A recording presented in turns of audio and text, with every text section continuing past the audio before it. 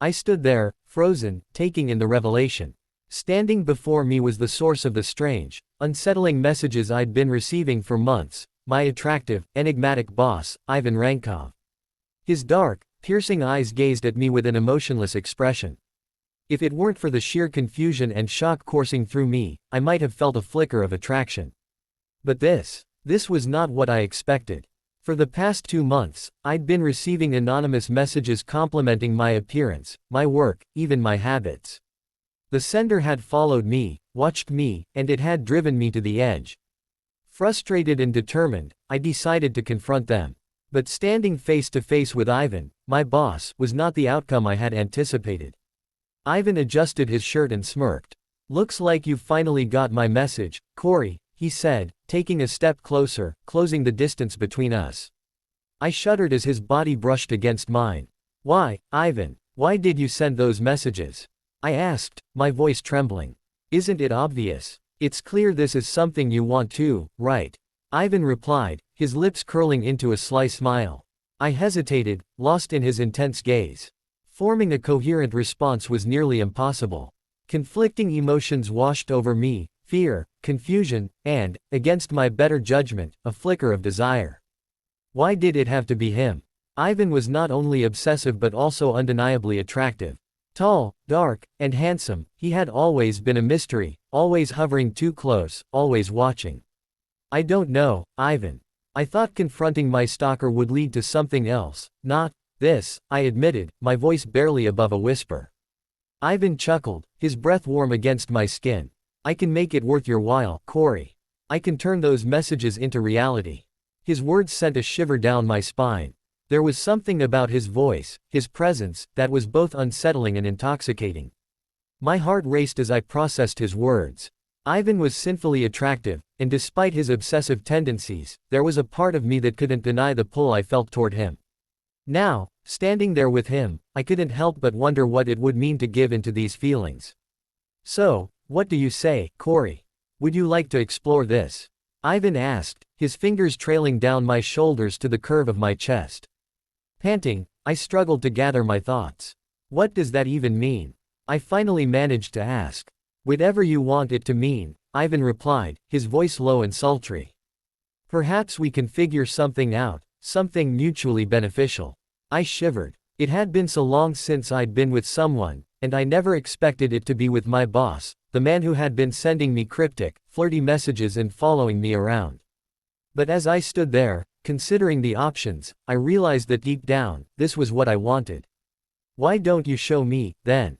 I whispered, my voice trembling. Ivan leaned in, his hot breath brushing against my ear. "Gladly." Before I could respond, his lips met mine, soft yet demanding. He pushed me against the wall of the hotel room, and I gasped as his tongue explored mine. Our clothes disappeared that night, and Ivan took me as his. It was a raw, passionate expression of the tension that had been building between us for months. I had only wanted to uncover the identity of my stalker, but I never expected this. What I didn't know was that after that night, my life would change forever. A week later, I thought hooking up with Ivan would be a one-time thing. The next morning, as we dressed, we agreed never to speak of it again. I didn't need anyone knowing I was gay, and I was certain Ivan didn't want anyone knowing about his private life either. But Ivan was an enigma. I'd seen him with women before, which had stirred a strange jealousy in me. Deep down, I wanted more, but I always thought Ivan disliked me, maybe even hated me. After that night, I was confused. So, when Ivan invited me to his office for a proposal, I was even more bewildered. "No, that's insane, Corey," I said, shaking my head. "I know it sounds crazy, but hear me out. I need your help," Ivan replied, his tone serious. What he needed help with was beyond anything I could have imagined. He wanted me to be his fake date to improve his reputation and appeal to shareholders. Apparently, his usual dates, women he brought to events, had fallen through, and he needed someone to step in. That someone was me. "That's impossible. What happened that night was just one night," I protested. "I'm desperate, Corey. If you agree to date me for a bit, I'll give you whatever you need," Ivan said, his hand resting on mine. "Whatever I need?" I asked, taken aback. "Yes," Ivan replied. "Money, assistance, whatever it might be. I hesitated. I was struggling with my mortgage, and my sister, Leanne, had been battling a chronic illness. I needed help, and Ivan was offering it. But at what cost? Let me help you, Ivan said, his voice softening. Agree to this, and I'll pay your mortgage. I shook my head. I can't possibly date you. Why not? You seemed to enjoy it when I went down on you, Ivan said, his tone teasing. And don't think I haven't noticed the way you look at me. You're just as obsessed as I am. I froze. He was right. I had noticed the way he treated me, the lingering touches, the smoldering gazes, the way he always singled me out in a crowd. The signs had been there all along, and I hadn't known how to feel about them. Maybe, I admitted reluctantly. But I need an answer by tomorrow. After pulling my hand away, I stormed out of his office. There was no way I was agreeing to this. My unapproachable, obsessive boss was asking too much. But as I left, I couldn't shake the feeling that this was far from over. Later that night, my phone buzzed, and I saw it was Leanne. Corey, I need your help, she said, her voice weak. I gripped the phone tighter. Leanne was my only family after our parents passed away in a car accident. I had taken care of her ever since. Are you okay? I asked, panic rising in my chest. I don't know. I've been throwing up all day, and everything hurts, Leanne said, her voice breaking. I froze. Leanne had been in remission from relapsing polychondritis, a condition that caused inflammation of her cartilage. If it was flaring up again, she would need immediate medical attention. I'm heading over right now, I said, hanging up and rushing to her house. I took Leanne to the hospital, where she was given painkillers and monitored. The doctors told me her condition wasn't covered by insurance, and the bills would be astronomical. I felt a wave of despair. How could I save her? I didn't have the money. That night, as I sat by Leanne's bedside, I realized I had no choice. I needed Ivan's help. The next day, I went to Ivan's office, my resolve firm. Before he could say anything, I stepped in and said, I'll do it. I'll date you and come to these events. But there's something I need. Ivan raised an eyebrow. Of course. What is it? I explained my sister's condition and the mounting medical bills. Ivan listened intently, then nodded. I'll do whatever I can to help. Thank you, I said, relief washing over me. This means a lot. We agreed to the fake dating arrangement, even though it felt strange. My sister needed help, and I was willing to do whatever it took to ensure she got it. 3 days later, we attended the event together, mingling with shareholders and colleagues. Ivan held my hand, and though it felt forced, there was a strange comfort in his touch. After we left, Ivan leaned in and kissed me on the cheek. You look divine tonight, he murmured, his breath warm against my skin. I felt a flicker of something I hadn't expected. Maybe this arrangement wouldn't be so bad after all. A month later, our fake relationship had grown into something more. Ivan and I had grown closer, and I found myself genuinely enjoying his company. But there were still secrets, things Ivan wasn't ready to share. When a scandal broke, revealing Ivan's ties to the mafia, everything changed. I'm sorry, Corey, Ivan said, his voice heavy with regret. I never wanted you to find out this way. I forgave him, but the fallout was severe. Ivan disappeared, leaving me to pick up the pieces. It wasn't until months later, after a near-death encounter with Ivan's past, that we finally reunited. 2 years later, Ivan and I stood on the rooftop of a skyscraper, the city lights twinkling below us. He turned to me, a ring in his hand, and asked, "Will you marry me?" Tears filled my eyes as I nodded. Yes. Ivan had started as my obsessive boss, but he had become the love of my life. Despite the chaos, the secrets, and the danger, we had found our way back to each other. And as I looked into his eyes, I knew that no matter what challenges lay ahead, we would face them together. The night Ivan proposed was magical, but it was just the beginning of our journey. As we stood there on that rooftop, the city lights shimmering below us, I felt a sense of peace I hadn't known in years. Ivan's past was complicated, and so was mine, but in that moment, none of it mattered. We had each other, and that was enough. The weeks that followed were a whirlwind of planning and preparation. Ivan insisted on a lavish wedding, something grand and unforgettable. I, on the other hand, would have been happy with a small, intimate ceremony. But Ivan was determined to make up for the chaos of our past, and I couldn't deny him that. You deserve the world, Corey, he said one evening as we sat together in his penthouse, flipping through wedding catalogs. And I'm going to give it to you. I smiled, leaning into him. I don't need the world, Ivan. I just need you. He kissed the top of my head, his fingers gently tracing patterns on my arm. You have me. Always. Despite the happiness we shared, there were still moments of tension.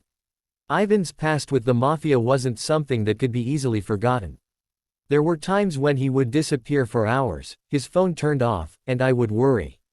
He always came back with a plausible explanation, a business meeting, a last-minute errand, but I couldn't shake the feeling that there was more to it.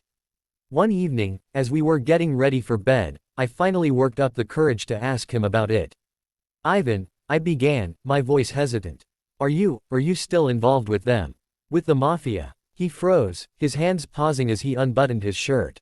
For a moment, he didn't say anything, and the silence stretched between us like a chasm. Then he sighed, running a hand through his hair.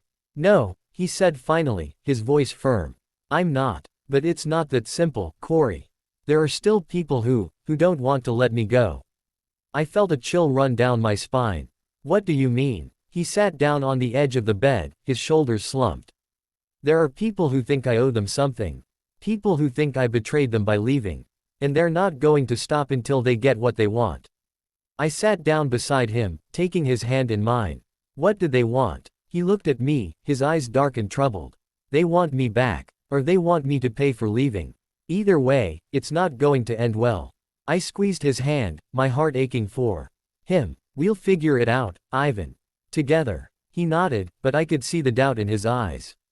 I hope so, Corey. I really do. The wedding day arrived, and it was everything Ivan had promised, grand, beautiful, and unforgettable. The ceremony was held in a stunning cathedral, with hundreds of guests in attendance. Leanne was my maid of honor, and she looked radiant, her health having improved significantly over the past year. Ivan's best man was a man named Dmitri, someone from his past who had managed to stay on the right side of the law. As I walked down the aisle, my eyes locked with Ivan's, and I felt a surge of love and determination. No matter what challenges lay ahead, we would face them together. The reception was a lavish affair, with music, dancing, and endless toasts. Ivan and I shared our first dance as a married couple, his arms wrapped tightly around me as we swayed to the music. I love you, Corey, he whispered in my ear. More than anything. I love you too, Ivan, I replied, my voice choked with emotion. Always. But even in the midst of our happiness, there was a shadow lurking in the background. As the night wore on, I noticed Ivan glancing at the door more than once, his expression tense. I didn't say anything, not wanting to ruin the moment, but I couldn't shake the feeling that something was wrong. It wasn't until later that night, as we were preparing to leave for our honeymoon, that the truth came out. We were in the car, driving to the airport, when Ivan's phone rang. He glanced at the screen, his face paling. I have to take this, he said, his voice tight. I nodded, my stomach twisting with anxiety. He answered the call, speaking in low, urgent tones. I couldn't make out what he was saying, but I could tell from his expression that it wasn't good news. When he hung up, he turned to me, his face grim. Corey, I need to tell you something. My heart sank. What is it? He took a deep breath, his hands gripping the steering wheel tightly. There's been an incident. Someone from my past, they've made a move. They're trying to send a message. I felt a cold wave of fear wash over me. What kind of message? He hesitated, his eyes filled with regret. They've targeted someone close to me. Someone close to us. My mind raced, trying to process what he was saying. Who did they target? He looked at me, his expression pained. Leanne. The world seemed to stop. What? Is she okay? She's fine, he said quickly. She's safe. But they've made it clear that this is just the beginning. They're not going to stop until they get what they want. I felt a surge of anger and fear. What did they want, Ivan? What did they want from us? He reached out, taking my hand in his. They want me to come back. Or they want me to pay for leaving. Either way, they're not going to stop until they get what they want. I squeezed his hand, my mind racing. We'll figure this out, Ivan. Together. He nodded, but I could see the doubt in his eyes. I hope so, Corey. I really do. The next few weeks were a blur of fear and uncertainty.